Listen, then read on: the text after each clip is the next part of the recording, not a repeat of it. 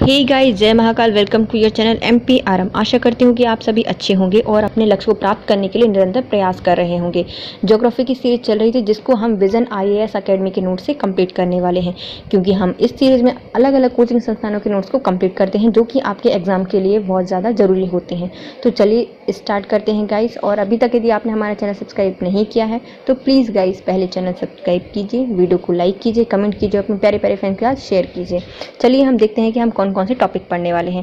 पहले हम पढ़ेंगे पृथ्वी की आकृति, उसका गोलाकार होने के साक्ष्य, उसकी विशिष्टता, उसकी गतियां जो कि परिभ्रमण और परिक्रमण को समझेंगे। दिन रात छोटा होना समझेंगे, ऋतु परिवर्तन समझेंगे, उषा काल और गोधूलि समझेंगे, ग्रहण पढ़ेंगे, सूर्य और चंद्रग्रहण। आज हमारा टॉपिक यही है। तो चलिए स्टार्ट करते हैं। परिचय। पृथ्वी सौरमंडल का एकमात्र ऐसा ग्रह है जिस पर जीवन का अस्तित्व है। प्रचुर मात्रा में जल भी उपस्थिति होने के कारण इस ग्रह को नीला ग्रह भी कहा जाता है। सूर्य से दूरी के आधार पर यह तीसरे स्थान पर आता है, जबकि आकार के आधार पर यह सभी ग्रहों में अपना स्थान 5वां रखता है।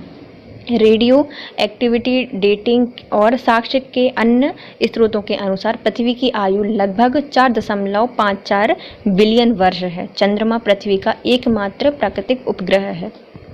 प्रस्तुत अध्ययन में पृथ्वी की आकृति और इससे संबंधित साक्ष्य, साथ ही साथ पृथ्वी की विशिष्टता का भी अध्ययन किया गया है। पृथ्वी की गतियां, परिभ्रमण और परिक्रमण तथा उनके प्रभाव, दैनिक परिवर्तन और ऋतु परिवर्तन को विस्तार से दर्शाया गया है। साथ ही उन भौगोलिक विशिष्टताएं जैसे कि उषा काल, गोधूलि, ग्रहण को इत्यादि को भी विश्लेषित किया गया है। इन अध्ययन से भौगोलिक ग्रिड, अक्षांश और देशांतर, समय निर्धारण, मानक समय, daylight saving time, GPS, GIS जैसी संकल्पनाओं को भी समझने का प्रयास किया गया है। अध्ययन के अंत में भौगोलिक समय सारणी को भी संक्षिप्त में बताया गया है। पिछले अध्ययन और सौरमंडल की उत्पत्ति को समझाने के क्रम में हमने पृथ्वी की उत्पत्ति को भी समझने का प्रयास किया था। अब पृथ्वी की आकृति से अध्ययन को प्रारंभ करेंगे। पृथ्वी की आकृति। प्राचीन समय में लोगों का विश्वास था कि पृथ्वी का आकार समतल है। वर्तमान में हम जानते हैं कि पृथ्वी लगभग गोलाकार है। वास्तव में पृथ्वी की आकृति लंबवत, गोलाव या फिर ऑवलेट स्फेरॉइड के समान थी, अर्थात यह पूर्णतः गोल नहीं है बल्कि भूमध्य सागर पर थोड़ी उभरी हुई और ध्रुवों पर चपटी है। पृथ्वी के विषुवतीय रेखा व्यास और ध्रुवीय व्यास के बीच लगभग 44 किलोमीटर से भी कम का अंतर होता है। पृथ्वी का व्यास भूमध्य रेखा पर 12,756 किलोमीटर होता है, जबकि ध्रुवों के बीच में होता है 12,712 किलोमीटर।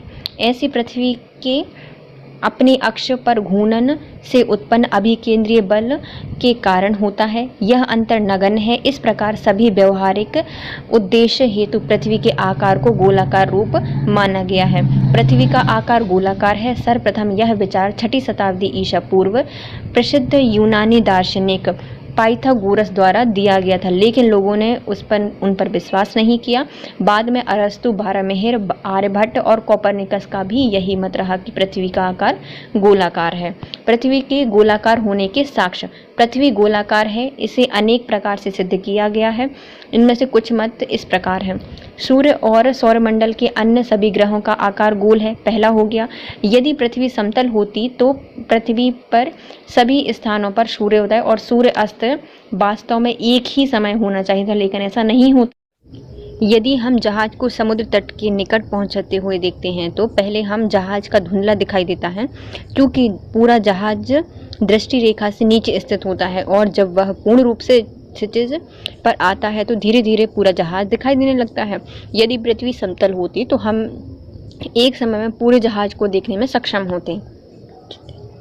चंद्र ग्रहण के दौरान दिखाई देने वाला वक्राकार छाया केवल एक गोलाकार पिंड द्वारा ही बनाई जा सकती है। यदि आप किसी भी स्थान से चारों ओर देखते हैं तो चाहे वह पहाड़, समतल मैदान या फिर एक बहुत लंबी इमारत का शीश, क्षितिज हमेशा वृत्ताकार दिखाई देता है। यह केवल एक गोलाकार पिंड के साथ ही संभव होगा। 1520 में मैगलन द्वारा की गई परिमहासागरीय जल यात्रा ने यह सिद्ध कर दिया कि पृथ्वी एक गोलाकार है। जब इंजीनियर भूमि पर नियमित अंतराल पर समान लंबाई के खंभे लगाते हैं तो वह यह पाते हैं कि वे एक आदर्श क्षितिज स्तर नहीं बना पाते हैं। पृथ्वी के वर्गाकार के कारण मध्यवर्ती खंभा दोनों तरफ के खंभों से थोड़ा ऊंचा रहा जाता है। आजकल जब हम बाह्य अंतरिक्ष से पृथ्वी के वास्तविक स्वरूप को देखते हैं तो यह पाते हैं कि पृथ्वी का आकार गोल है और इस प्रकार हमें सिद्ध करते हैं कि किसी अन्य प्रमाण की आवश्यकता भी नहीं पड़ती। गोल्डीलॉक्स जोन यह तारों के आसपास का एक निवास योग्य क्षेत्र होता है जहां पर परिक्रमा करने वाले ग्रहों में पृथ्वी के समान जल के तरल अवस्था में पाए जाने की संभावना है।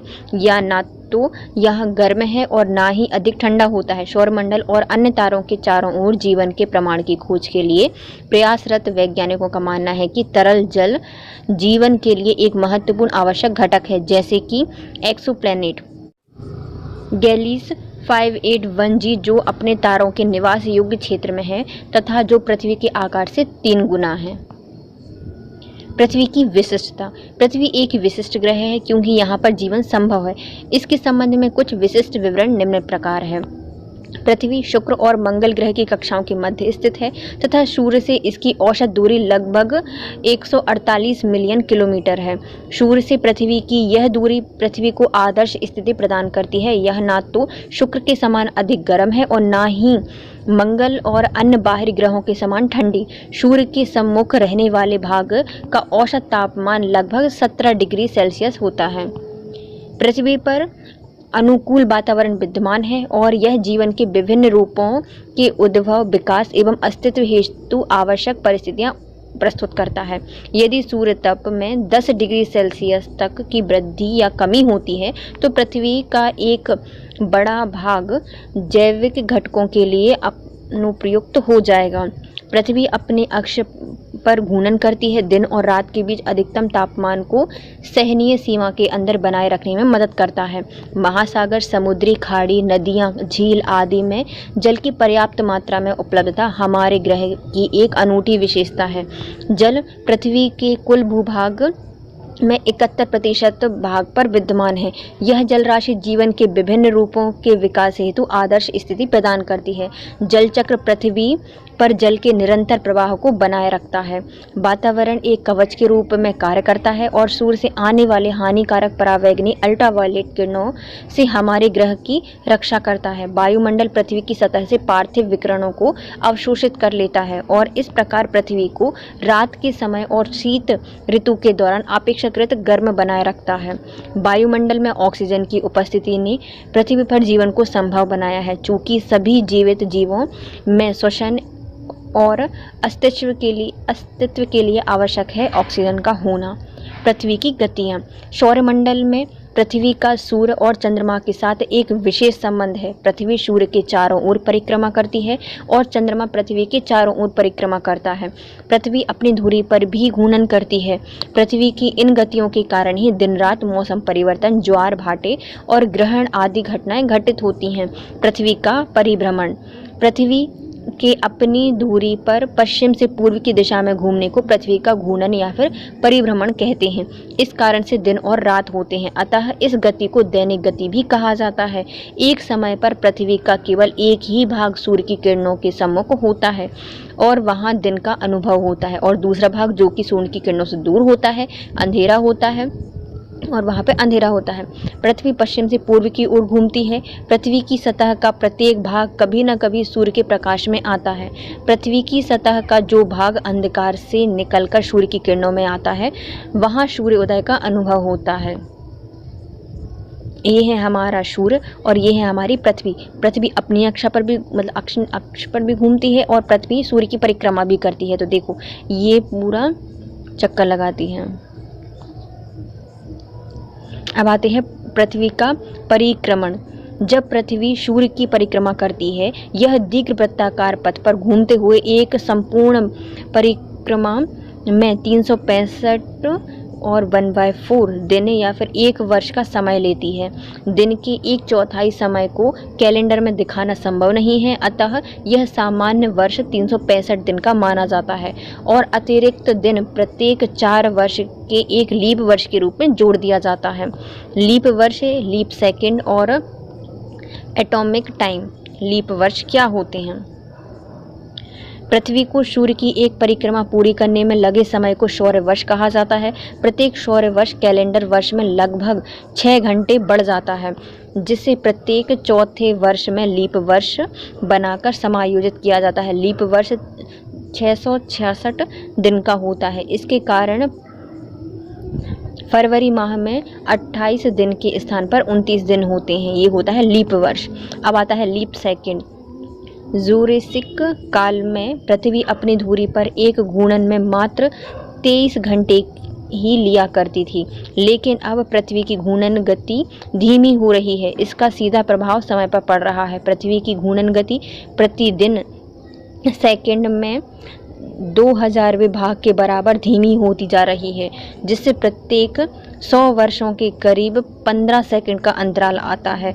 यही लीप सेकंड नहीं जोड़ा जाता तो आने वाले 200 वर्षों के यूनिवर्सल टाइम और पृथ्वी के घूर्णन में 1 घंटे का अंतराल आ जाएगा। तो इसे ही क्या कहा जाता है? लीप सेकंड कहा जाता है। पृथ्वी के घूर्णन के अनुरूप एटॉमिक घड़ियों को सिंक्रोनाइज करने के लिए अतिरिक्त सेकंड जोड़ने की आवश्यकता होती है, अन्यथा घड़ियों का समय सौर प्रणाली के समय से आगे हो जाएगा। इस एक अतिरिक्त सेकंड को लीप सेकंड कहा जाता है।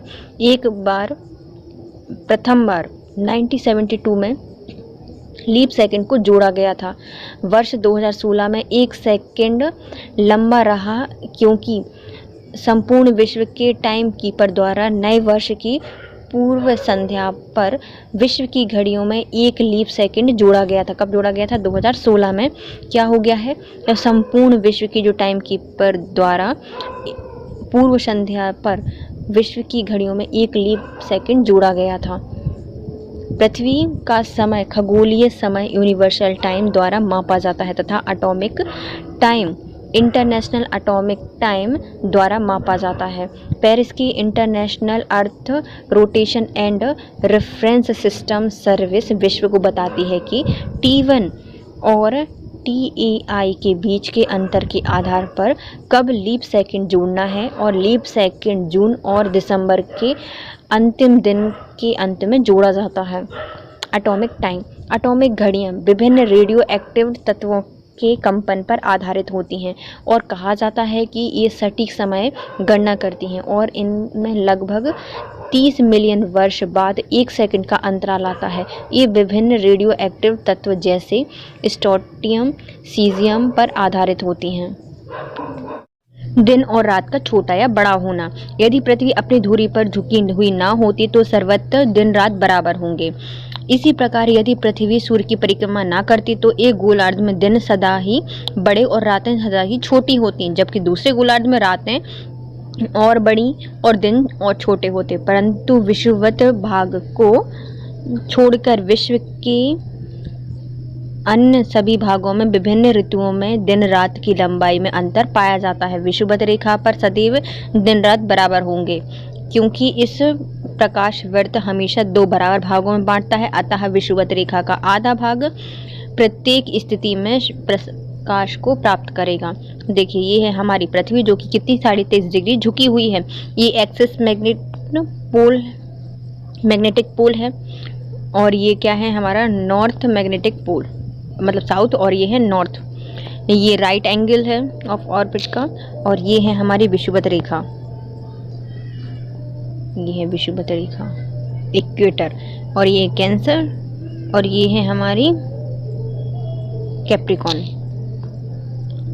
21 मार्च से 23 सितंबर की अवधि में उत्तरी गोलार्ध सूर्य का प्रकाश 12 घंटे तथा अधिक समय तक प्राप्त होता है। तो 21 मार्च से 23 सितंबर को जो उत्तरी गोलार्ध होता है वहाँ पर 12 घंटे या फिर इससे अधिक हमें प्रकाश प्राप्त होता है। अतः यहाँ दिन बड़े और रातें छोटी होती हैं। जैसे जैसे उत्तरी ध्रुव की ओर बढ़ते जाते हैं, दिन की अवधि भी बढ़ती जाती है। 23 सितंबर से 21 मार्च तक सूर्य दक्षिण गोलार्ध में 12 घंटे और इससे अधिक तक समय तक प्रकाश प्राप्त करता है। जैसे जैसे दक्षिणी गोलार्ध की ओर बढ़ते जाते हैं, दिन की अवधि भी बढ़ती जाती है। दक्षिणी गोलार्ध पर इसी प्रकार 6 महीने तक दिन रहता है। इस प्रकार उत्तरी ध्रुव में एवं दक्षिणी ध्रुव दोनों पर ही 6 महीने तक दिन और 6 महीने तक रातें होती हैं। कहाँ पर होती हैं? ये ध्रुवीय क्षेत्र पर होता है। ये है हमारा सूर्य, ये है, और ये है हमारी पृथ्वी, और हमारी पृथ्वी ऐसे ऐसे घूम रही है। तो अभी क्या है, ये नीचे वाली इसकी जो रोशनी है ना, सूर्य की रोशनी अभी कहाँ पे लग रही है? इस साइड लग रही है। अभी कहाँ पे है? 21 या 22 दिसंबर की बात है और विंटर का सीजन चल रहा है। मतलब सूर्य कहाँ पर होगा? दक्षिणी गोलार्ध में होगा। तो हमारे जो उत्तरी गोलार्ध में हम रहते हैं, तो उत्तरी गोलार्ध में क्या होती है? ठंड पड़ती है, क्योंकि सूर्य की किरणें यहाँ पर नहीं आती। फिर आती है ये बसंत। इसमें क्या होता है? जो कि 21 मार्च के समय आती हैं, है ना। ठंड की बात क्या आती है? बसंत आता है। उसमें हमारी जो पृथ्वी का जो सूर्य होता है वह धीरे धीरे से ऊपर आने स्टार्ट होता है और हमारे यहाँ पे धीरे धीरे से गर्मी स्टार्ट हो जाती है। फिर आती है समर, जब हमारा सूर्य बिल्कुल कर्क रेखा के पास आ जाता है। और ये वाला भाग जो है उत्तरी गोलार्ध, यह सूर्य के बिल्कुल सामने होता है। फिर आती है क्या? हमारा सितंबर, जो 23 सितंबर की बात होती है, तब हमारा सूर्य क्या हो जाएगा? फिर से नीचे की ओर उत्तरी गोलार्ध की ओर जाना स्टार्ट कर देता है। ऋतु परिवर्तन। चूंकि पृथ्वी न सिर्फ अपने अक्ष पर घूमती है बल्कि सूर्य की परिक्रमा भी करती है, अतः पृथ्वी की सूर्य से सापेक्ष स्थितियां बदलती रहती हैं। पृथ्वी के परिक्रमण में 4 प्रमुख अवस्थाएं आती हैं एवं इन अवस्थाओं में ऋतु परिवर्तन होते हैं। पहली आती है 21 जून की अवस्थिति। इस समय सूर्य कर्क रेखा पर लंबवत चमकता है। इस स्थिति को ग्रीष्म आयनंत कहा जाता है। वस्तुतः 21 मार्च के बाद सूर्य उत्तरायण होने लगता है और उत्तरी गोलार्ध में दिन की अवधि बढ़ने लगती है, जिससे वहां पर ग्रीष्म ऋतु का आगमन होता है। और 21 जून को उत्तरी गोलार्ध में दिन की लंबाई सबसे अधिक होती है। दक्षिणी गोलार्ध में इस दिन शीत ऋतु होती है और 21 जून के पश्चात 23 सितंबर तक पृथ्वी सूर्य पुनः विषुवत रेखा की ओर उन्मुख होता है। परिणाम स्वरूप धीरे धीरे उत्तरी गोलार्ध में गर्मी कम होने लगती है। अब आती है 22 दिसंबर की स्थिति। इस समय सूर्य मकर रेखा पर लंबवत चमकता है। इस स्थिति को शीत आयनंत कहा जाता है। इस समय दक्षिणी गोलार्ध में दिन की अवधि लंबी और रातें छोटी होती हैं। वस्तुतः सूर्य के दक्षिणायन होने अर्थात दक्षिणी गोलार्ध में उन्मुख होने की प्रक्रिया 23 सितंबर के बाद प्रारंभ हो जाती है, जिससे दक्षिणी गोलार्ध में दिन बड़े और रातें छोटे होने लगती हैं। इस समय उत्तरी गोलार्ध में ठीक विपरीत स्थिति देखने को मिलती है। 22 दिसंबर के उपरांत 21 मार्च तक सूर्य पुनः विषुवत रेखा की ओर उन्मुख होता है एवं दक्षिणी गोलार्ध में धीरे धीरे से ग्रीष्म ऋतु की समाप्ति हो जाती है। फिर आती है 21 मार्च एवं 23 सितंबर की बीच की स्थिति। इन दोनों स्थितियों में सूर्य विषुवत रेखा पर लंबवत चमकता है। कब? 21 मार्च को और 23 सितंबर को। अतः इस समय सभी अक्षांश रेखाओं का आधा भाग सूर्य का प्रकाश प्राप्त करता है तथा सर्वत्र दिन और रात की अवधि बराबर होती है। इस समय दिन और रात की अवधि में बराबर रहने एवं ऋतु की समता के कारण इन दोनों स्थितियों को विषुव कहा जाता है। 21 मार्च की स्थिति को बसंत विषुव और 23 सितंबर की स्थिति को शरद विषुव कहा जाता है। उषा काल और गोधूली। सूर्य उदय और दिन के उजाले के बीच छोटी अवधि को उषा काल और सूर्य अस्त और पूर्ण अंधेरे के बीच की अवधि को गोधूली कहा जाता है। उषा काल और गोधूली के दौरान सूर्य पृथ्वी से प्रकीर्णित या परावर्तित प्रकाश को प्राप्त करती है, जबकि सूर्य अभी भी क्षितिज के नीचे रहता है। तो सूर्य का प्रकाश कैसे पड़ता है हमारे पृथ्वी पर? प्रकीर्णित होकर या फिर अपवर्तित होकर या फिर प्रकीर्णित होकर, जो कि क्षितिज के नीचे रहता है। जैसे कि देखिए, ये है डे लाइट, इसमें हमारा सन कहाँ पे है? नीचे पहुँच गया है। हाँ, लेकिन वो हमें पहले दिख रहा है सनसेट के टाइम और सन मॉर्निंग के टाइम ये होता है। देखो, ये है सन, लेकिन हमें पहले दिख रहा है, उसकी रोशनी हमें पहले दिख रही है। तो ये क्या हो जाएगी? सनसेट के टाइम के गोधूली का टाइम। और ये हमारी मॉर्निंग में सूर्य पहने उगा नहीं है, लेकिन पहले से हमें रोशनी दिखने लगी है, तो वो क्या होती है? प्रातःकाल होता है। चूँकि भूमध्य रेखा पर सूर्य अस्त और सूर्य उदय एक लंबवत पथ के सहारे होता है, इस अवधि के दौरान अपवर्तित प्रकाश कम प्राप्त होता है, लेकिन शीतोष्ण कटिबंधीय में सूर्य उदय और सूर्य अस्त तिरछे पथ पर होता है और इस दौरान अपवर्तित प्रकाश की अवधि लंबी होती है। यह ध्रुव पर और भी लंबी होती है, इसलिए शीतकाल का अधिकांश अंधेरा वास्तव में केवल गोधूली ही होता है। अब आते हैं ग्रहण। जब सूर्य, पृथ्वी और चंद्रमा दीर्घवृत्ताकार पथ पर एक सीधी रेखा में होते हैं तो ग्रहण की स्थिति होती है और इसके अंतर्गत चंद्रग्रहण और सूर्यग्रहण का अध्ययन किया जाता है। पच्छाया और उपछाया। यदि किसी एक प्रकाश बिंदु से मुक्त होने वाले प्रकाश के मार्ग में कोई वस्तु आ जाती है तो उससे के कारण छाया निर्मित होती है, जिसको पच्छ छाया या फिर उम्रा कहा जाता है। पच्छ छाया के अंतर्गत किसी भी स्थान से देखने पर प्रकाश स्रोत ढका हुआ हमें प्रतीत होता है। पच्छ छाया के दोनों ओर कम घनी छाया होती है, इससे उपछाया या फिर पेनुम्ब्रा कहा जाता है। इस क्षेत्र में आंशिक छाया होती है, अर्थात यहाँ आंशिक रूप से प्रकाश भी विद्यमान होता है। जैसे कि ये देखो, सूर्य और पृथ्वी, देखो सूर्य ये है, पृथ्वी सूर्य की परिक्रमा कर रही है और चांद क्या है, सूर्य की मतलब पृथ्वी की परिक्रमा कर रहा है। अब एक स्थिति ऐसी बनेगी जब हमारा जो चांद है सूर्य और पृथ्वी के बीच में आ जाएगा तो क्या होगी, एक छाया बनेगी कहाँ पर, पृथ्वी पर। इसलिए कई जगह पर सूर्य ग्रहण दिखता है और कई जगह नहीं दिखता। तो जो छाया बनेगी तो इससे क्या हो जाएगा, हमारा सूर्य ग्रहण आधा छुप जाएगा। तो ये देखो, जहाँ पर ये बिल्कुल डार्क है, जहाँ पर सूर्य के बीच में चंद्रमा आ गया है तो वहाँ डार्क प्रकाश हो जाएगा, उसे कहा जाता है उम्रा। और जहाँ पर ये लाइट प्रकाश होता है, मतलब वहाँ पर रोशनी दिखती है, उसे कहा जाता है पेनुम्ब्रा। चंद्र ग्रहण। जब सूर्य, पृथ्वी और चंद्रमा एक सीधी रेखा में होते हैं और पृथ्वी सूर्य और चंद्रमा के बीच आ जाती है तो चंद्र ग्रहण लगेगा। चंद्र ग्रहण सदैव पूर्णिमा को होता है, परंतु प्रत्येक पूर्णिमा को नहीं, क्योंकि पृथ्वी और चंद्रमा के कक्ष तलों में 5 डिग्री का परस्पर झुकाव पाया जाता है। अतः चंद्रमा पृथ्वी के कक्ष तल में कभी कभी ही आती है। चंद्र ग्रहण अधिकांश 1 घंटे 40 मिनट तक ही होता है, 1 घंटे 40 मिनट तक का ही लगता है चंद्र ग्रहण।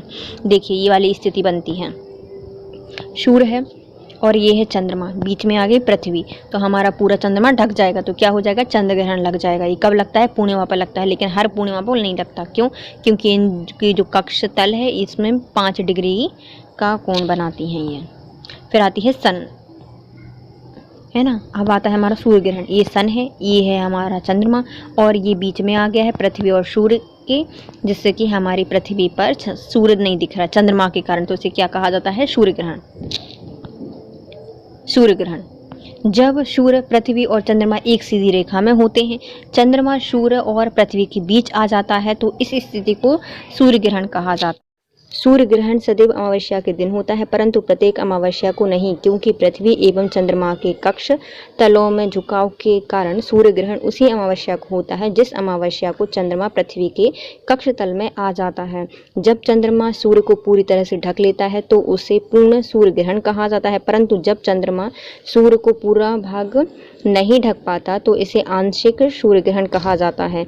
सूर्य ग्रहण की अवधि में जब सूर्य एक चमकती हुई अंगूठे के रूप में दिखाई पड़ता है तो इसे डायमंड रिंग कहा जाता है। पूर्ण सूर्य ग्रहण अधिकतम 7 मिनट 40 सेकंड तक हो सकता है। प्रत्येक कैलेंडर वर्ष में अधिकतम 7 ग्रहण सूर्य ग्रहण और चंद्र ग्रहण को मिलाकर हो सकते हैं, अर्थात सूर्य ग्रहण की घटना वर्ष में कम से कम 2 बार और अधिकतम 5 बार हो सकती है। प्रत्येक सूर्य ग्रहण के दिन पूर्ण सूर्य ग्रहण नहीं हो सकता। प्रत्येक सूर्य ग्रहण के दिन पूर्ण सूर्य ग्रहण नहीं हो सकता। अब आते हैं हमारे भौगोलिक ग्रिड एवं अक्षांश एवं देशांतर रेखाएं। पृथ्वी की सतह इतनी विशाल है कि गणितीय पद्धति का प्रयोग किए बिना पृथ्वी पर किसी भी स्थान का पता लगाना असंभव है। इसी प्रकार से गोलार्ध या ग्लोब पर काल्पनिक रेखाएं खींची जाती हैं और भूमध्य रेखा के समानांतर पूर्व और पश्चिम की तरफ वाली रेखाओं को अक्षांश रेखा और रेखाओं का अन्य समूह जो दोनों ध्रुवों को आपस में मिलाया जाता है उसे कहा जाता है देशांतर रेखाएं। अक्षांश रेखाएं क्या होती हैं? पृथ्वी के चारों ओर विषुवत रेखा के समानांतर खींची गई काल्पनिक रेखाओं का समूह अक्षांश रेखाएं कहलाता है। अर्थात भूमध्य रेखा से एक समान कोणीय दूरी वाले स्थानों को मिलाने वाली रेखाओं को अक्षांश रेखाएं कहा जाता है।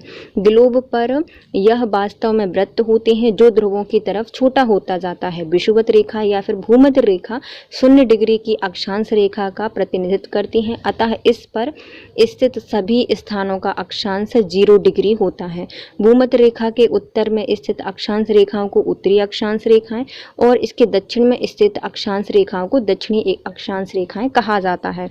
दो अक्षांश रेखाओं के मध्य की दूरी 111 किलोमीटर होती है। उत्तरी एवं दक्षिण ध्रुव क्रमशः 90 डिग्री उत्तर एवं 90 डिग्री दक्षिण को दर्शाते हैं। इन बिंदुओं के मध्य 1 डिग्री के अंतराल पर अक्षांश रेखाएं खींची जाती हैं। मानचित्र पर स्थान की सटीक स्थिति दर्शाने के लिए प्रत्येक डिग्री को 60 मिनट और प्रत्येक मिनट को 60 सेकंड में उप विभाजित किया जाता है। तो ये हो गया हमारा पूरा ग्लोब। इसमें जो मुख्यतः आड़ी रेखाएं हैं उनको अक्षांश रेखाएं कहा जाता है और जो खड़ी रेखा है उन्हें देशांतर कहा जाता है। तो देशांतर क्या बताता है? समय बताता है। और अक्षांश रेखा क्या बताती हैं? टेम्परेचर को बताती हैं, मौसम को बताती हैं। तो जैसे हमारी जो 0 डिग्री है उसे क्या कहा जाता है? इक्वेटर कहा जाता है और वो बिल्कुल हमारे केंद्र से निकलती है। देखो ये वाली रेखा क्या है? हमारी इक्वेटर है, 0 डिग्री है। इक्वेटर और टॉपिकल क्या होता है? टॉपिकल है ये 23.5 डिग्री और 23.5 डिग्री को कहा जाता है topical of cancer. And 23.5 degree दक्षिणी अक्षांश को कहा जाता है टॉपिकल ऑफ कैप्रिकॉर्न। कौन सी? Tropical of cancer and tropical of Capricorn. इसके बीच में क्या होता है? ये इक्वेटेशनल एंड टॉपिकल रीजन पाया जाता है। उसके ऊपर ये वाली कौन सी है? इसे कहा जाता है आर्कटिक सर्कल और इसे कहा जाता है अंटार्कटिक सर्कल कहा जाता है। ये इनके अलग अलग नाम हैं और इनके ये मौसम है। टेम्परेचर कितना पाया जाता है ये बताता है और कितनी डिग्री पर है। अब आते हैं महत्वपूर्ण अक्षांश रेखाएं। सबसे महत्वपूर्ण अक्षांश रेखाएं भूमध्य रेखा होती है, कर्क रेखा होती है जो कि 23.5 डिग्री उत्तरी होती है, मकर रेखा 23.5 डिग्री दक्षिणी अक्षांश, आर्कटिक वृत्त जो कि 67 डिग्री 5 या फिर 67.5 डिग्री उत्तरी अक्षांश और अंटार्कटिक वृत्त जो कि 67.5 डिग्री दक्षिण अक्षांश होता है। जैसा कि पृथ्वी ध्रुव पर कुछ चपटी है अतः ध्रुवों पर अक्षांश रेखाओं के बीच की दूरी भूमध्य रेखा की तुलना में थोड़ी अधिक होती है। उदाहरण के लिए भूमध्य रेखा 0 डिग्री पर 68.71 मील, 50 डिग्री पर 69.12 मील और ध्रुवों पर इनकी दूरी 69.41 मील होती है। औसत दूरी इसे 69 मील माना जाता है। यह एक उपयोगी आंकड़ा है और किसी भी जगह की दूरी की गणना करने के लिए इस्तेमाल किया जाता है। 18.55 डिग्री नॉर्थ अक्षांश पर स्थित है, इसलिए यह भूमध्य रेखा से 18.55 69 या फिर 1280 मील की दूरी पर होता है। अब आते हैं हमारे नॉर्थ और साउथ पोल। अब आते हैं लॉन्गिट्यूडनल और लैटिट्यूड रेखाएं क्या होती हैं। तो लैटिट्यूड क्या होती हैं? जो हमारी लेटी हुई रेखाएं होती हैं, अक्षांश रेखाएं। पहली जो हमारी 0 होती है वो इक्वेटर को बताती है और जो हमारी देशांतर रेखाएं होती हैं वो खड़ी होती हैं। तो ये क्या बताती हैं? ऐसे टेम्परेचर बताती है और खड़ी होती हैं ये। तो जो ध्रुव होते हैं यहाँ पर जो देशांतर रेखाएं होती हैं वह बिंदु के रूप में केंद्रित हो जाती हैं और सारी रेखाएं मिल जाती हैं, जबकि जो अक्षांश रेखाएं होती हैं उनका जो वृत्त होता है, गोला होता है, वह पोल या फिर ध्रुवों पर छोटा हो जाता है और जो भूमध्य रेखा होती है उसके पास बड़ा हो जाता है। अब आती हैं हमारी देशांतर रेखाएं। क्या देशांतर रेखा? इन्हें लॉन्गिट्यूड कहा जाता है। ग्रीनविच रेखा से किसी स्थान की कोणीयात्मक दूरी को उस स्थान का देशांतर कहा जाता है, अर्थात उत्तरी एवं दक्षिणी ध्रुव को मिलाने वाली काल्पनिक रेखाओं को देशांतर रेखाएं कहा जाता है। देशांतर रेखाओं की लंबाई बराबर होती है और ये रेखाएं समानांतर नहीं होती। ये रेखाएं उत्तरी एवं दक्षिणी ध्रुव पर एक बिंदु पर मिल जाती हैं। ध्रुवों से विषुवत रेखा की ओर बढ़ने पर देशांतरों के बीच की दूरी बढ़ जाती है तथा विषुवत रेखा पर इसके बीच की दूरी अधिकतम अधिकतम, जो कि 111.32 किलोमीटर होती है। ये दी गई हैं हमारी लैटिट्यूडनल लोकेशंस, और इसमें लैटिट्यूड डिग्री आते हैं, लॉन्गिट्यूड डिग्री आते हैं। इनमें क्या डिफरेंस होता है, चलिए हम इनको देखते हैं। तो पोल्स पर हमारी जो लैटिट्यूड है वो क्या हो जाएंगी, छोटी हो जाती है, जबकि जो लॉन्गिट्यूड है वो बिल्कुल ज़ीरो हो जाते हैं, कोई भी दूरी नहीं होती, सब आके मिल जाती हैं। लेकिन जो 90 डिग्री है या फिर जो विषुवत रेखा है, इस पर क्या होता है, 90 डिग्री मतलब पोल्स हैं, उसमें क्या होता है, तो जो हमारी लेंथ है वो लैटिट्यूड की हो जाती है 111.70, और जो लॉन्गिट्यूड है वो 00 हो जाते हैं, क्योंकि वहाँ पे वो बिंदु पर केंद्रित हो जाते हैं। फिर आती है हमारी इक्वेटर, जो कि 0 डिग्री होती है। वहाँ पर हमारी जो अक्षांश रेखाएं होती हैं उनमें कोई फर्क नहीं आता, उनकी लंबाई क्या हो जाती है 110.58 और 68.71, ये कम हो जाती है। और जो हमारी देशांतर रेखा होती है इनकी बीच की दूरी बढ़ जाती है, और ये 111.32 हो जाती हैं। ये दी गई हमारी लोकेशन, यहाँ पे इक्वेटर पे ये बढ़ जाएंगी, और देशांतर जो है वो वहाँ पर इक्वेटर पर बढ़ जाती हैं। देशांतर रेखाओं के एक समान होने के कारण इनकी गणना में कठिनाई होती है, इसलिए सभी देशों ने सर्वसम्मति से यह निश्चित किया कि ग्रीनविच वेधशाला से गुजरने वाली देशांतर रेखाओं से गणना शुरू की जानी चाहिए। अतः हम प्रधान मध्याह्न रेखा कहा जाता है। इस देशांतर का मान 0 डिग्री होता है, मतलब जो देशांतर रेखाएं होती हैं वो क्या बताती हैं, हमारा समय बताती हैं। जैसे ये जो रेखाएं हैं वो क्या बताती हैं, समय बताती हैं, और इनका अलग अलग मान होता है, क्योंकि ये एक दूसरे के समानांतर हैं, समान दिख रही हैं, तो इनका मान भी कैसा होता है, लगभग समान होता है, इसलिए इनमें कन्फ्यूजन ज़्यादा होती है। जबकि जो हमारी अक्षांश रेखाएं होती हैं उनका मान अलग अलग होता है, और हम इनको टेम्परेचर से, मौसम से अलग अलग बता सकते हैं। लेकिन जो देशांतर होती है इनको अच्छे से डिफाइन नहीं किया जा सकता, इसलिए जो सारे देश थे उन्हें सर्वसम्मति से एक बैठक की, और इन्होंने बोला कि हम जो एक ही समय को मानेंगे, जो कि कौन होगा, हम प्रधान मध्याह्न रेखा होगी। कहाँ से निकलती है, तो ग्रीनविच वेधशाला से गुजरने वाले देशांतर को कहा जाएगा। इससे हम 180 पूर्व तथा 180 पश्चिम देशांतर की गणना करेंगे। मतलब हम एक क्या करेंगे, एक को बीच में मान लेंगे 0, फिर इससे हम 180 पूर्व की साइड जाएंगे और 180 हम पश्चिम की साइड जाएंगे, और उसी के अकॉर्डिंग गणना करेंगे। प्रधान मध्याह्न रेखा की बाईं ओर की रेखाएं पश्चिमी देशांतर और दाईं ओर की रेखाएं पूर्वी देशांतर कहलाती हैं। मतलब दाईं ओर की जो रेखाएं होती हैं और बाईं ओर की, इनको अलग अलग नाम दे दिया गया। तो जो बाईं ओर की रेखाएं थी उनको पश्चिमी देशांतर कहा गया, और जो पूर्व जा रही थी या फिर दाहिनी साइड जा रही थी उन्हें क्या कहा गया, पूर्वी देशांतर कहा गया। ये क्रमशः पश्चिमी गोलार्ध और पूर्वी गोलार्ध कहलाते हैं। 180 पूर्व एवं 180 पश्चिम देशांतर एक ही रेखा को कहा जाता है, क्योंकि हमारी पृथ्वी क्या है, गोल है। तो जो 180 है वो हमारे इस साइड से जाने पर भी हमें 180 मिल जाएगा, और एक हाथ से जाने पर भी 180 मिल जाएगा, इसलिए क्या होता है, वो एक ही रेखा होती है। अब आती है हमारी अक्षांश और देशांतर रेखाओं के बीच में अंतर। अक्षांश रेखाएं क्या होती हैं, यह विषुवत वृत्त के उत्तर और दक्षिण में स्थित किसी बिंदु की कोणीय दूरी होती है, इसे डिग्री में मापा जा सकता है। तो अक्षांश रेखाएं होगी विषुवत रेखा के समानांतर, उत्तर में और दक्षिण में जो कोणीय दूरी होती है उससे मापी गई रेखाएं या फिर खींची गई रेखाएं क्या कहलाती हैं, अक्षांश रेखाएं कहलाती हैं। अब आती हैं देशांतर रेखाएं।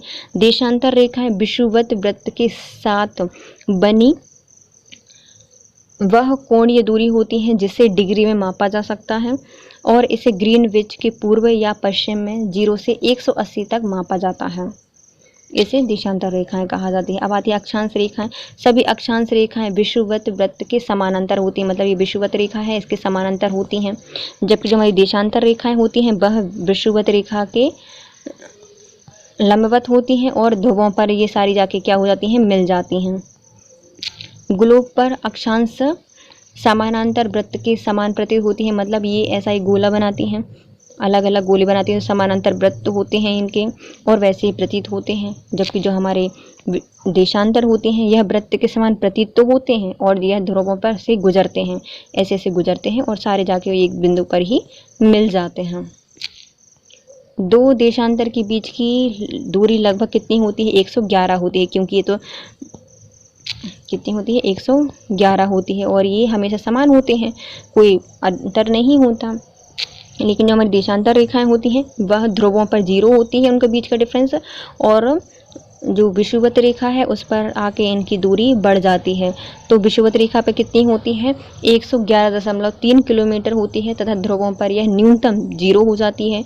मध्य में अर्थात 45 डिग्री पर यह 79 किलोमीटर हो जाती है।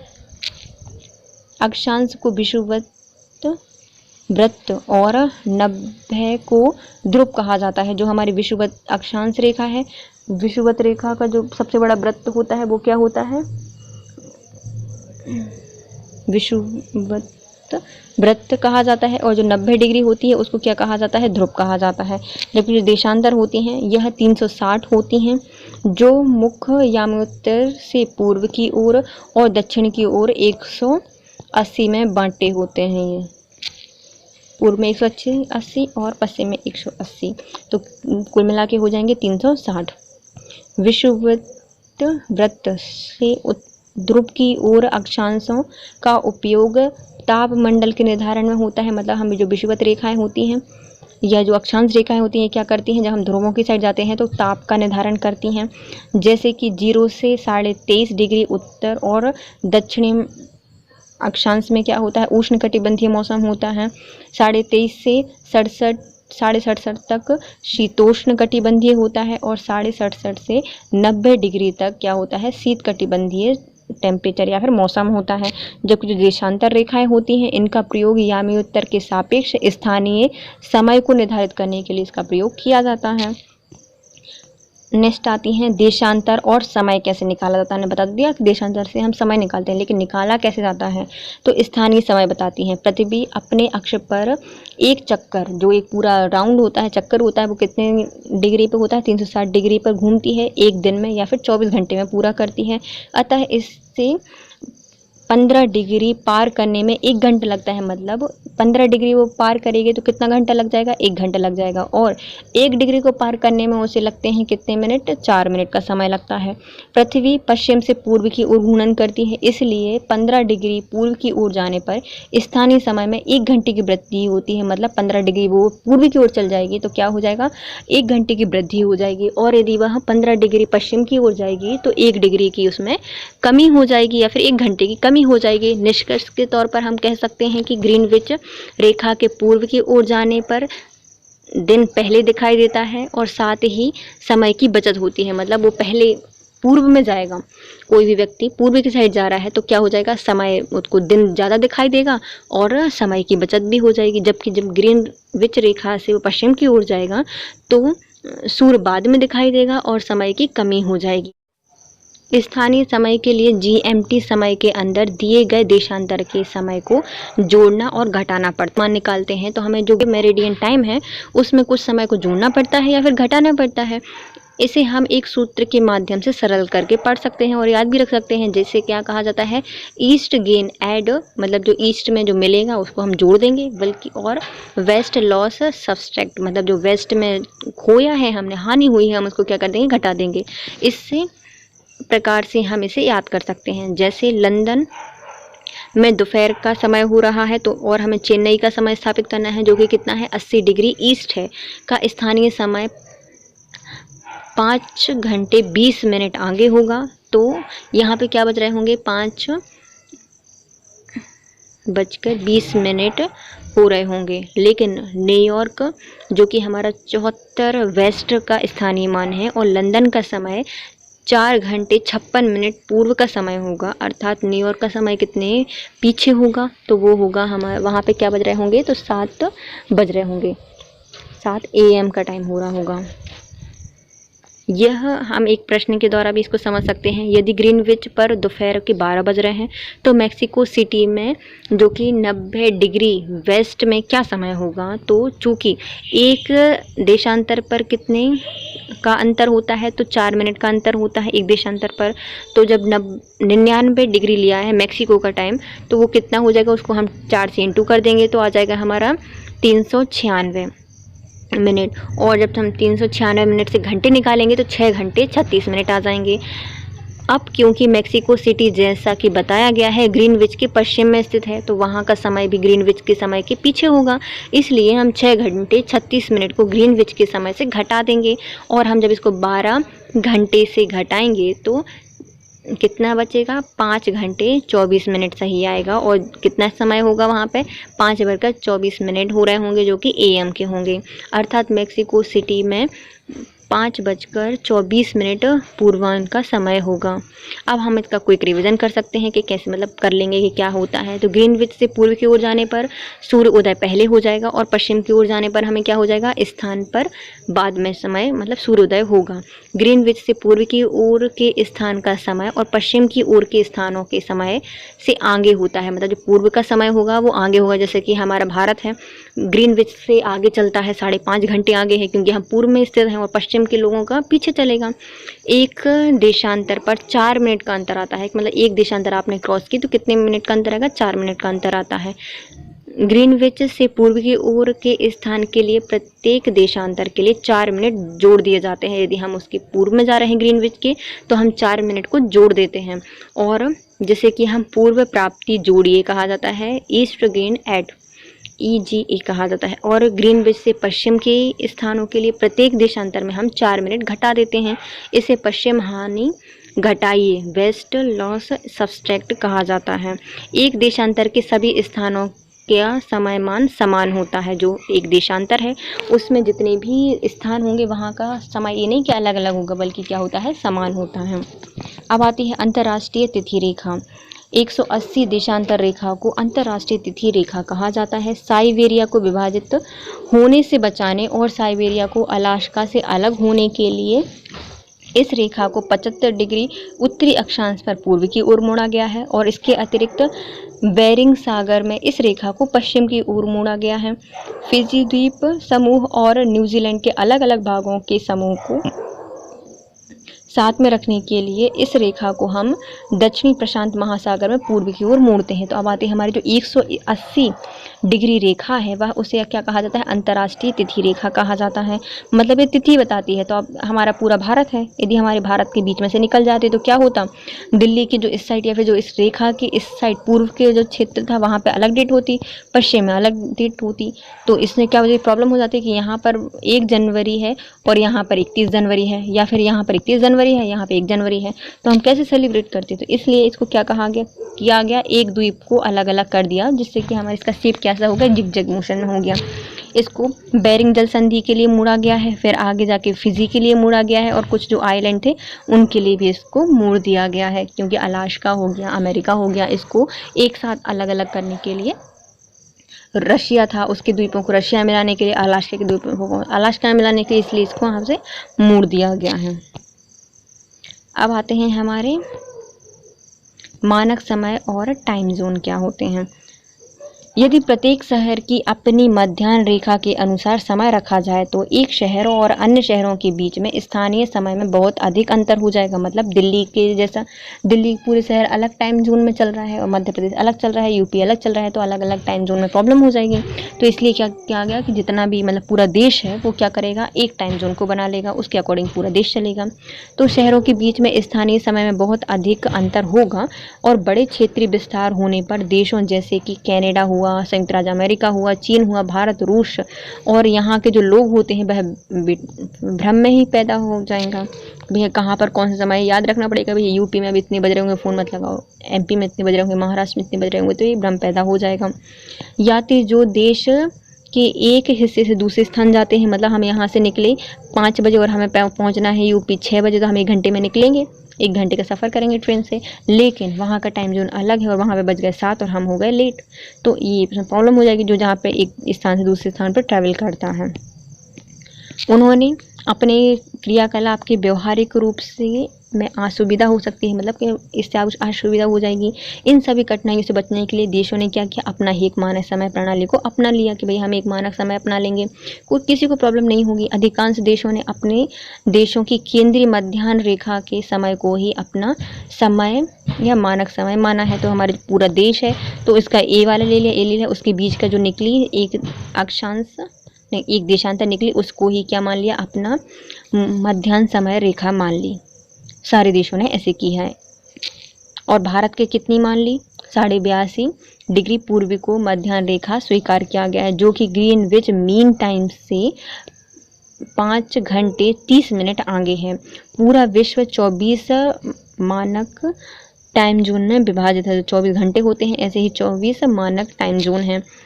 इनमें से प्रत्येक देशांतर को 15 डिग्री या 1 घंटे के अंतराल पर विभाजित किया जाता है। तो एक देशांतर को कितने में? 15 डिग्री में या फिर 1 घंटे के समय अंतराल में विभाजित किया जाता है। अधिकांश देश इस विभाजन का पालन करते हैं, लेकिन कुछ देशों की विशिष्ट आकृति या स्थिति होने के कारण मानक टाइम जोनों से उचित विचलन को टाला नहीं जा सकता। मतलब कुछ देश ऐसे हैं जो बहुत ही बड़े हैं, छोटे हैं, तो इनके जो मानक टाइम है उनके जोन से जो विचलन आ रहा है उनसे नहीं बचाया जा सकता। जैसे कि बड़े देश में कौन कौन आता है?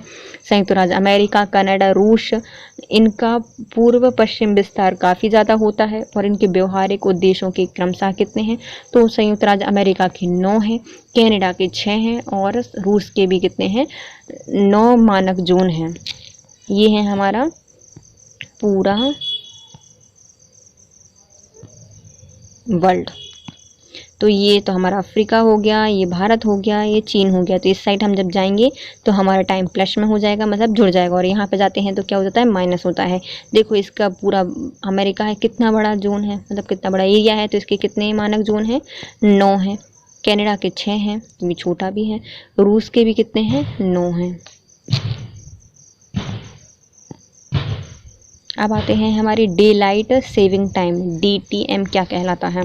इसका संबंध दिन की रोशनी के बेहतर उपयोग के साथ साथ मानक समय में परिवर्तन से होता है। इसके अंतर्गत बसंत की ऋतु में घड़ी का 1 घंटा आगे बढ़ाया जाता है और शरद ऋतु के आगमन पर 1 घंटा पीछे समायोजित कर लिया जाता है। हालांकि इसका प्रयोग बीते 100 वर्षों से किया जा रहा है। तो इसमें क्या होता है? डे की लाइट, मतलब जहाँ पर ज़्यादा रोशनी होगी तो हम उसका ज़्यादा उपयोग करने के लिए हम क्या करते हैं? अपने घड़ी में कुछ चेंजेस कर लेते हैं। मतलब जैसे कि गर्मियों में जल्दी दिन उग जाता है तो हम क्या कर लेंगे? अपनी घड़ी का 1 घंटा पहले कर लेंगे। तो जब हमारे 7 बजे से सारे ऑफिस स्टार्ट होंगे तो हमारी टाइम भी हम जल्दी उठ जाएंगे, क्योंकि सन भी ज़्यादा जल्दी निकल आया है।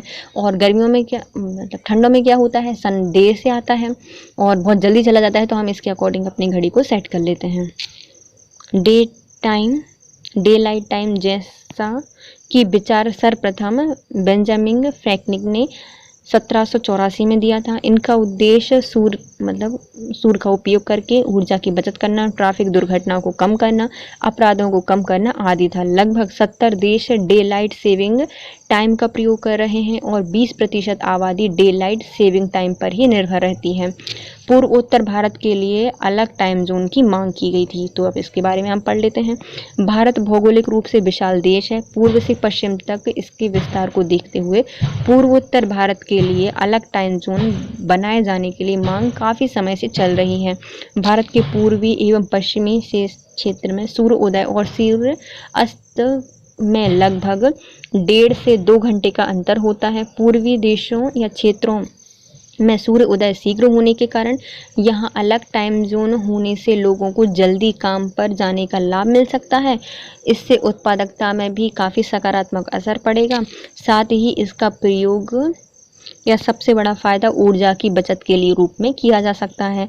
असम में चाय के बागानों में अंग्रेजी शासन काल से 8 बजे से काम शुरू करने की परंपरा है, जो कि अब तक कायम है। इस आज बागान टाइम के नाम से जाना जाता है। इस समस्या के हल के रूप में 3 संभावित विकल्प हो सकते हैं, मतलब जो अलग अलग टेम्परेचर है, टाइम है, सूर्योदय का टाइम है या फिर काम करने का टाइम है, हम इसको कैसे ठीक कर सकते हैं। तो 3 प्रकार से हम संभावित विकल्प सुझा सकते हैं। पहला, भारत में 2 टाइम जोन की स्थापना कर सकते हैं। अप्रैल से सितंबर तक डे लाइट सेविंग टाइम अपना सकते हैं। भारतीय मानक समय को आधे घंटे के लिए आगे बढ़ा सकते हैं। लेकिन ये 3 विकल्प तो होगा, लेकिन इसमें कुछ प्रॉब्लम भी हो सकती हैं, तो हम उनकी समस्याएं जानते हैं। तीनों ही उपायों का लक्ष्य है कि ऊर्जा संरक्षण, उत्पादकता में इजाफा। इन विकल्पों पर विचार के लिए वर्ष 2002 में केंद्रीय विज्ञान एवं प्रौद्योगिकी मंत्रालय द्वारा विशेषज्ञों की समिति गठित की गई थी। इस समिति ने DST और अलग टाइम जोन के विचार को खारिज कर दिया। DST को इस आधार पर खारिज कर दिया गया कि भूमध्य रेखाओं के समीप देशों में डे लाइट समय में थोड़ा ही अंतर होता है, जबकि जो ध्रुवीय इलाके होते हैं उनके पास स्थित देशों में ये अंतर ज़्यादा होता है। अतः DST भारत के लिए ज़्यादा फायदेमंद या फिर लाभकारी नहीं होगा, अपितु प्रशासनिक अड़चनें उत्पन्न हो जाएंगी। मतलब हम यदि हम अलग अलग DST टाइम को लागू कर देते हैं तो क्या होगा, हमारे यहाँ पे इतना अंतर तो पाया नहीं जाता, 1-1.5 घंटे का अंतर आ रहा था वो तो हम वैसे भी कवर कर लेंगे, लेकिन जो हमारे ध्रुवीय देश होते हैं उनमें ज़्यादा अंतर होता है, इसलिए वहाँ पे तो एक कारगर है, लेकिन भारत में ये कारगर नहीं रहेगा, बल्कि प्रशासनिक काम है उनमें अड़चनें आ जाएंगी, क्योंकि यहाँ पे अलग होगा वहाँ पे अलग होगा, तो इससे प्रॉब्लम हो सकती है। समिति ने ऐसा माना कि पूर्वोत्तर राज्यों में अलग टाइम जोन स्थापित करने से फ़ायदा कम होगा, जबकि ऐसा करने से परेशानियाँ ज़्यादा बढ़ जाएंगी, उनको भी अलग थलग लगने लगेगा कि हमारा भी अलग टाइम जोन है, तो ऐसा नहीं कर सकते। एयरलाइंस, रेलवे और अन्य संचार संबंधी दिक्कतों के साथ प्रशासनिक अड़चनों का सामना भी करना पड़ेगा, क्योंकि जो रेलवे है उसको भी उसमें कुछ सुधार करने पड़ेंगे, और एयरलाइंस हो गया, बहुत सारे प्रॉब्लम्स उनको फेस करनी पड़ेंगी। साथ ही अलग अलग टाइम जोन होने से देश भ्रम की स्थिति भी उत्पन्न हो जाएगी। तो ये है हमारा पूरा भारत और मतलब भारत के आसपास का रीजन। तो पाकिस्तान में 5 घंटे आगे है, हमारे भारत 5.5 डिग्री है, मतलब 5.5 घंटे आगे है ग्रीनविच से, और श्रीलंका भी उतना ही है, हमारा पूरा भारत भी 5.5 डिग्री ही आगे माना जाता है। बर्मा 6.5 डिग्री आगे है। हालांकि इस बारे में बेंगलुरु के national institute of advance studies की स्टडी रिपोर्ट में बताया गया कि देश के समय में मात्र आधा घंटे का इजाफा करने से पूरे देश में 2.7 अरब यूनिट बिजली की बचत होगी। साथ ही संपूर्ण देश के लिए टाइम जोन भी एक रहेगा, अतः इस पर गंभीरता से विचार किया जा सकता है। अब आता है GNS, global navigation satellite system. यह स्पेस आधारित नेविगेशन सिस्टम होता है जो अंतरिक्ष में मौजूद सैटेलाइट की मदद से स्थानिक आंकड़ों, अवस्थिति, समय संबंधी जानकारी प्राप्त करने पर महत्वपूर्ण स्रोत होता है। यह रिसीवर के साथ काम करता है जो सैटेलाइट से मिले डाटा की गणना करता है। इस गणना को ट्रांसलेशंस कहते हैं, जहां पोजीशन कम से कम एक बार में 3 सैटेलाइट 3D अवस्थिति बताने के लिए कम से कम 4 सैटेलाइट की मदद से पता किया जा सकता है। पोजीशन एक्शन मतलब पोजीशन अक्षांश और देशांतर से दर्शाई जाती हैं।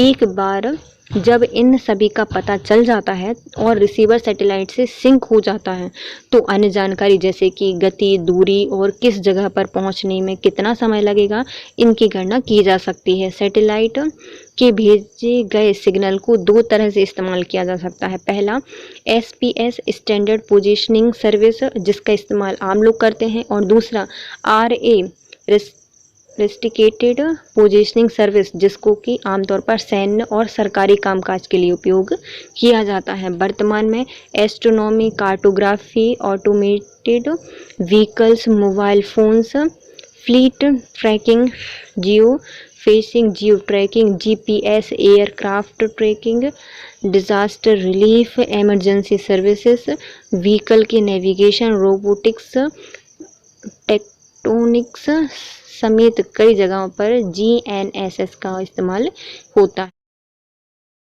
वर्तमान में कार्यरत कुछ GNSS संयुक्त राज्य अमेरिका का है GPS global positioning system, European union का है गैलीलियो, रूस का है गैलोनास, चीन का है वेदो और भारत का है नाविक। संयुक्त राज्य अमेरिका का है GPS, यूरोपियन यूनियन का है गैलीलियो, रूस का है ग्लोनास, चीन का है वेदोई और भारत का है नाविक। भारतीय प्रादेशिक नौवाहन उपग्रहण प्रणाली, जिसको IRNSS कहा जाता है, इसका अन्य नाम है नाविक। नेविगेशंस विथ इंडियन कॉन्स्टिलेशंस भी कहा जाता है। भारत द्वारा विकसित यह स्वतंत्र क्षेत्रीय मार्ग निर्देशन तंत्र होता है। इसे भारतीय प्रयोगकर्ताओं द्वारा प्रयोग में लाया जाता है। इसके साथ ही साथ यह अपनी सीमा के बाहर 1500 किलोमीटर के दायरे में आने वाली सभी क्षेत्रों में सटीक स्थिति संबंधी सूचनाएं उपलब्ध कराने के लिए डिज़ाइन किया गया है। इसका इस्तेमाल मूल रूप से सेवा क्षेत्र में होता है, जिसका विस्तृत क्षेत्र मूल सेवा क्षेत्र तथा 30 डिग्री दक्षिण से 50 डिग्री उत्तरी अक्षांश और 30 डिग्री पूर्व से 130 डिग्री पूर्वी देशांतरों के मध्य सभी क्षेत्रों में व्याप्त है। IRNSS के अंतरिक्ष घटक में 7 उपग्रहों को शामिल किया जाता है, जिनमें से 3 उपग्रहों को उपयुक्त भू-स्थिर कक्षा में स्थापित किया जाएगा। बाकी 4 को अपेक्षित झुकाव के साथ भू-तुल्यकारी कक्षा में स्थापित किया जाएगा। मतलब इसमें कितने उपग्रह हैं? मुख्यतः 7 उपग्रह हैं।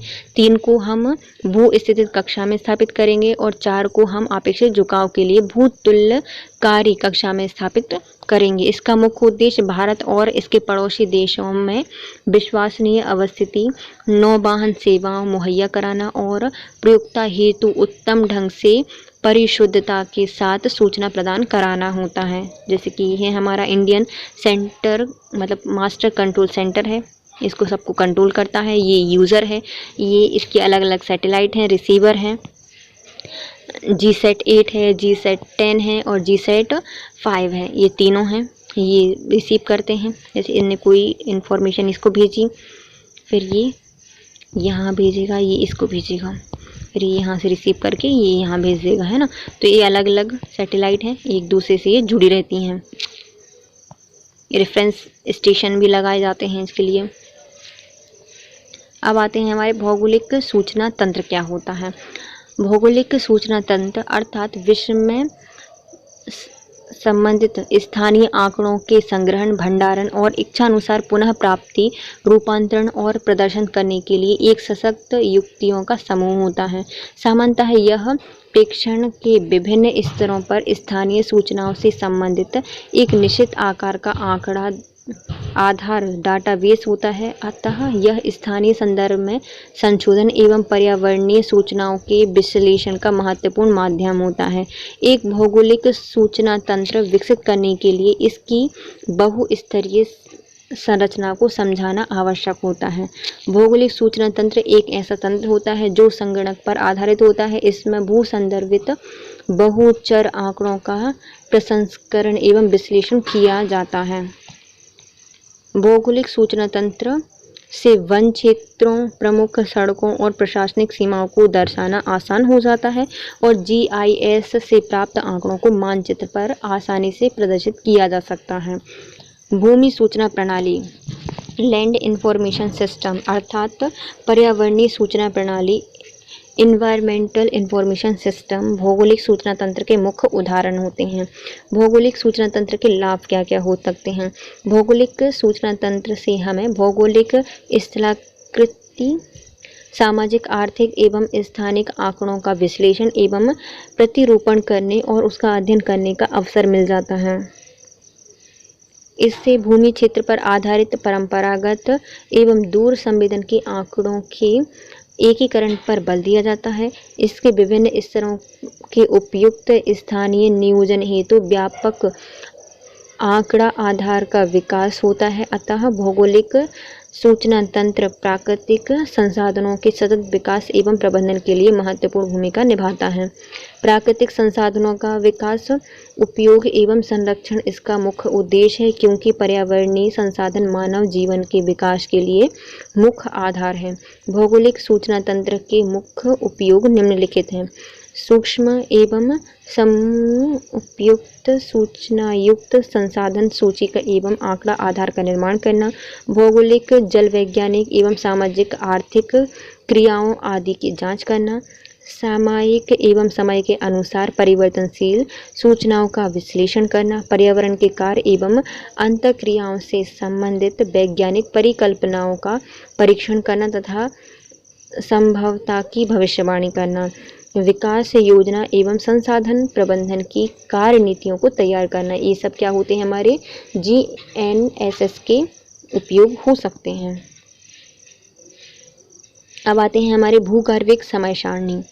पृथ्वी की आयु लगभग 4.5 अरब वर्ष मानी जाती है। मतलब लगभग में है ये कि 4.5 अरब वर्ष होती है। पृथ्वी के 4.5 अरब वर्ष के लंबे भूगर्भिक इतिहास को 4 महाकल्पों क्रमशः प्रीकैम्बियन, पैलियोजोइक, मेसोजोइक और सेनोजोइक में बांटा जाता है। तो पहले क्या आता है? प्रीकैम्बियन मतलब हमारा कैमरा, इसको हम ट्रिक से याद कर लेंगे, है ना। पैलियोजोइक मतलब पोलियो के पेशेंट। मेसोजोइक मेरे से तो नहीं होगा, मेसोजोइक। सेनोजोइक हम इनको सीन नहीं कर सकते, तो कैसी ट्रिक बन गई? प्रीकैम्बियन, पोलियोजोइक, मेसोजोइक और सेनोजोइक में बांटा जाता है। इन सभी महाकल्पों को हम प्रीकैम्बियन महाकल्प की अवधि सबसे लंबी मानी जाती है। जो प्रीकैम्बियन युग है इसकी अवधि क्या है? सबसे बड़ी है या फिर सबसे लंबी है, जिसका कालक्रम 57 करोड़ से 4.80 अरब वर्ष पूर्व तक रहा है। महाकल्प एरा को कल्प में बांटा जाता है। तो महाकल्प एरा है, मतलब एरा को हम किस में बांटते हैं? पीरियड्स में बांटते हैं। और कल्प पीरियड को हम युग में विभाजित किया जाता है। पृथ्वी के भूगर्भिक इतिहास का एक संक्षिप्त विवरण निम्नलिखित तालिका के रूप में दिया गया है। तो चलिए हम इसको पहले देख लेते हैं। पहले आ जाते हैं हमारे कितने हैं महाकल्प? 4 महाकल्प हैं, जिसमें हम इनको उल्टा चलते हैं, है ना। जैसे आज आधुनिक मानव है, इससे हम पीछे की साइड जाएंगे ना कि आगे की तरफ। तो पहले हम किस में हैं? हम हैं सेनोजोइक कल्प में, है ना। और ये 6.3 करोड़ वर्ष पूर्व से आज तक का समय है। इसको भी हमने 2 भागों में बांटा है सेनोजोइक में। पहला आता है हमारा चतुर्थ युग और दूसरा आता है तृतीय युग, मतलब क्वाटरनरी, और दूसरा है टर्शरी युग। इसका युग क्या होगा? तो हेलियोसीन जो हमारा चतुर्थ युग है, इसमें भी 2 पार्ट आते हैं, जिसमें आता है हेलियोसीन और आता है प्लास्टोसीन। जो हेलोसीन होता है, क्योंकि आज का मानव क्या करता है? हाई हेलो करता है, तो हेलोसीन हो गया। 0 से 10,000 वर्ष का समय आता है और इसमें आधुनिक मानव का जन्म हुआ है। जबकि जो हमारा प्लास्टोसीन है, इसमें 10,000 से हम 2 लाख वर्ष का समय लेते हैं और इसमें होमोसेपियन जो आदि मानव था उसका जन्म हुआ था। अब हमारे जो सेनोजोइक था उसका दूसरा युग स्टार्ट होता है, जिसका नाम है तृतीय युग, टर्शरी युग कहा जाता है। और इसके 5 पार्ट होते हैं। पहला कौन सा है? प्लायोसीन, दूसरा है मायोसीन, ओलिगोसीन, यूसीन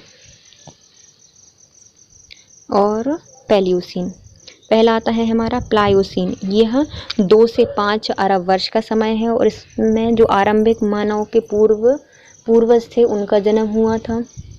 फिर आते हैं हमारे मायोसीन, जो कि 5 अरब से 2.4 करोड़ वर्ष का समय था और इसमें वन, मानुष, फल, फूल, पौधे, वृक्ष का जन्म हुआ था मायोसीन में। बहुत अच्छा सीन था। मैया के यहाँ हमारी मम्मी की मायके में कितना अच्छा सीन था, फूल लगे थे, पेड़ लगे थे, वन मानुष थे, तो ये सब मायोसीन। फिर आता है ओलिगोसीन। इसमें क्या है? 2.4 से 3.7 करोड़ वर्ष का समय आता है और मनुष्य से मिलता जुलता एक वन मानुष था। मनुष्य नहीं था लेकिन उससे मिलता जुलता वन मानुष का जन्म हो गया था, ओलिगोसीन। फिर आता है ईओसीन। इसको 3.7 से 5.8 करोड़ वर्ष का समय आता है और इसमें खरगोश हुए थे। क्या हो गए थे? इसमें खरगोश हो गए थे। तो यूसीन, ये रहा, पकड़ो इसको। तो यूसीन में आता है खरगोश, जो कि हमारा 3.7 से 5.8 करोड़ वर्ष के समय आता है। फिर आता है पैलियोसीन। यह 5.7 से 6.5 करोड़ वर्ष का समय है और छोटे जो स्तनपायी हैं जैसे चूहा हो गया, वो किस में आया था? पैलियोसीन आया था। तो हमारा जो प्लेग वगैरह होता है वो किससे होता है? चूहे से होता है। तो पैलियोसीन किससे? इसमें क्या हुआ था? चूहे हुए थे और छोटे छोटे से जो स्तनपायी थे वो जन्म हुए थे। उसके बाद आता है हमारा दूसरा युग, जो कि है हमारा मेसोजोइक। यह 6.5 से 24.5 करोड़ वर्ष पूर्व का समय है। इसमें भी आता है हमारा, एक आता है क्रिटेशियस युग और दूसरा आता है हमारा जोरासिक युग, तीसरा आता है ट्रियासिक युग। तो क्रिटेशियस है भैया, बहुत क्रिटिकल कंडीशन होगी, क्योंकि इसमें क्या हुए थे, जो डायनासोर थे वो मर गए थे, अब लुप्त होना प्रारंभ हो गए थे। तो क्रिटेशियस युग में, जो कि हमारा 6.5 से 14.4 करोड़ वर्ष तक चलता है, और डायनासोर का विलुप्त होना इसमें प्रारंभ हो गया था। फिर आता है जोरासिक युग। जोरासिक पार्क देखी होगी, मतलब डायनासोर का भरपूर युग है, तो डायनासोर का युग है, और इसको 14.4 से 20.8 करोड़ वर्ष का समय माना जाता है। फिर आता है ट्रियासिक युग। तो इसमें टर किया जाएगी। ट्रियासिक युग में तो हमारे मेंढक और समुद्री कछुओं का जन्म हो गया था, और 20.8 से 24.5 करोड़ वर्ष का समय है। उसके बाद आता है हमारा पैलियोजोइक युग, जिसको हम 24.5 करोड़ वर्ष से 57 करोड़ वर्ष पूर्व का समय माना जाता है, और इसको हमने 6 पार्ट में बांटा है। पहला आता है हमारा परमिनियन युग, फिर कार्बोनिफेरस युग, डेवोनियन युग, सेल्यूरियन युग, ऑर्डोविशियन युग और कैम्बियन युग। तो सबसे पहले आता है हमारा परमियन युग। इसको हमने 24.5 से 28.6 करोड़ वर्ष का समय है। सरीसृपों की प्रमुखतः उभयचर जीवों का विकास हो गया था। फिर आता है कार्बोनिफेरस, इसमें 28.6 से 36.0 करोड़ वर्ष का समय है, और इसमें जो प्रथम सरीसृप थे रीढ़ वाले जीव थे, और कोयले की परत इसमें विकसित होना स्टार्ट हो गई थी।